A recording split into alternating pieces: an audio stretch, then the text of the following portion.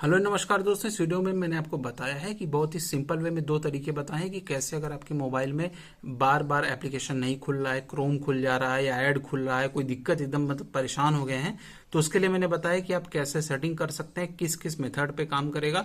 दोस्तों मैं पिछले 15 साल से सॉफ्टवेयर की दुनिया में हूँ, सॉफ्टवेयर डेवलपमेंट का काम करता हूँ। इसके लिए ही मेरे ये चैनल मोबाइल में कैसे करे बताया है। हर चीजें आपको मोबाइल की आपको यहाँ पर मिलेंगी, तो इसलिए प्लीज चैनल को सब्सक्राइब कर लेना। मेरे अनुभव से इस वीडियो को आप जरूर से देखिए ये क्या होता है कि हमारे मोबाइल में कुछ ऐसी सेटिंग बच्चों के द्वारा या किसी के द्वारा आपके द्वारा गलती से या कुछ ऐसा अलाउ हो जाता है जिसके वजह से फोन पर दूसरे किसी बेकार से सॉफ्टवेयर का कंट्रोल आ जाता है और वो सॉफ्टवेयर हमें यहाँ पे लिस्ट में दिखता भी नहीं है। लेकिन एकदम सिंपल चीज है, जो सॉफ्टवेयर सामने नहीं दिखते हैं वो बैक एंड में काम करते हैं। तो हम क्या करेंगे कि हम बैक एंड में जाएंगे और उस सॉफ्टवेयर को हम बंद कर देंगे। हमारा काम हो जाएगा, बस 2 मिनट का काम है। सबसे पहले आप अपने मोबाइल फोन के सेटिंग में आएंगे। सेटिंग के ऑप्शन है, आप अपनी मोबाइल किसी भी कंपनी की हो वहां पे सेटिंग में आ जाइएगा। सेटिंग में आने के बाद आपको सिंपली यहां पे सर्च करना है डिफॉल्ट ऐप, डिफॉल्ट एप्स। अब देखो आप में डिफॉल्ट एप्स कुछ अलग हो नाम से हो सकता है, डिफॉल्ट एप्लीकेशंस हो सकता है, डिफॉल्ट कुछ हो सकता है, लेकिन जनरली जो मोबाइल में आ रहा है वो डिफॉल्ट ऐप के नाम से आता है।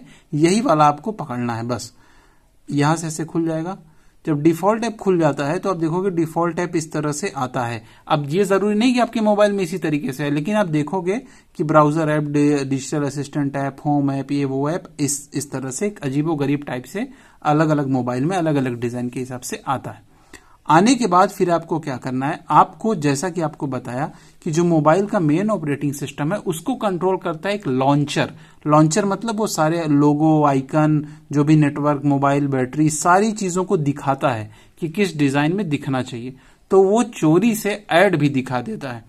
तो क्या करना है हमें कि हमारा क्या होता है, लॉन्चर कभी कभी डैमेज हो जाता है, कभी कभी हमारा ओरिजिनल लॉन्चर चेंज हो जाता है, तो हमें ये दिक्कत दिखती है। हमें क्या करना रहेगा, एकदम सिंपल। आप देखना सिस्टम लॉन्चर रहेगा, होम लॉन्चर रहेगा, किसी भी नाम से एक लॉन्चर या होम ऐप ऐसे करके आपके में होगा पक्का। तो आपको उसी होम ऐप और सिस्टम लॉन्चर में आ जाना। आने के बाद आप देखोगे यहां पर ढेर सारे सिस्टम लॉन्चर की लिस्ट आ रहेगी। 1 होंगे, 2 होंगे, 3 होंगे, 4 होंगे, 5 होंगे, इस तरीके से अलग अलग लॉन्चर रहेंगे। आपको कुछ भी नहीं करना है, एकदम सिंपल। आपको सिस्टम लॉन्चर जो है, डिफॉल्ट लॉन्चर, उस पे आकर ओके कर देना है। बस यहाँ पे अगर आप या फिर आपके मोबाइल कंपनी का नाम जैसे लिखा रहेगा, मान लो पोको लॉन्चर, तो मतलब वो पोको का है।